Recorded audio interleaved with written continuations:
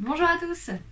Comme promis, je commence une petite série de vidéos pour vous présenter mes jeux de société préférés. Aujourd'hui, on va commencer par le jeu de joueurs que j'aime le plus. Alors, ça a été très dur de n'en choisir qu'un, vous vous en doutez, car il y a vraiment beaucoup de très bons jeux de joueurs. Il y en a aussi qui sont très bons à deux, voire plus, mais qui se jouent exceptionnellement bien à deux. Et ça va être le cas du jeu que j'ai choisi aujourd'hui, qui est en fait un 2 à 4 joueurs. Mais pour moi, la meilleure configuration possible dans ce jeu-là, ça va être à 2. Donc, roulement de tambour, mon jeu de société de joueurs préféré, c'est HeroRealms. Pourquoi? Les parties sont plutôt courtes, on va jouer 20 minutes. On peut l'expliquer assez facilement, 5 à 10 minutes à peu près pour une explication de partie, une prise en main. Et c'est aussi un jeu de deck building. Le deck building, pour ceux qui ne connaissent pas, c'est très simple. On commence tous avec exactement les mêmes cartes au démarrage. Et au fur et à mesure de la partie, on va récupérer des cartes, acheter des cartes qu'on va mettre dans sa défausse et qui vont nous servir ensuite. Donc tout le monde commence avec les mêmes chances. Et on va comme ça essayer d'affronter l'adversaire et de faire descendre à 0 ses points de vie pour remporter la partie. Donc les parties, vous en doutez, sont extrêmement rejouables. On a rarement deux fois la même partie, voire jamais.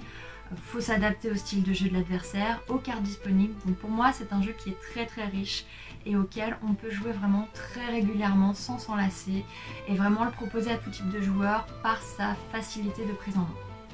Ce que j'aime aussi dans ce jeu, ça va être sa possibilité d'évolution, car le jeu va vous proposer pas mal d'extensions.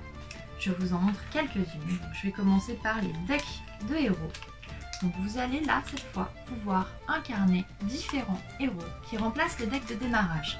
Donc ceci va effectivement ajouter une touche d'asymétrie dans le jeu, puisque forcément les decks de héros sont différents des uns des autres, ont leurs propres capacités, et ça va vous forcer du coup à optimiser en fait votre jeu en fonction du héros que vous avez choisi, toujours bien sûr en vous adaptant à ce que l'adversaire va faire. Ensuite, vous allez avoir les decks de boss. Donc aujourd'hui, je ne vais avoir que la liche à vous montrer, mais il existe également le dragon. Le deck de boss, c'est très simple. Un joueur va l'incarner.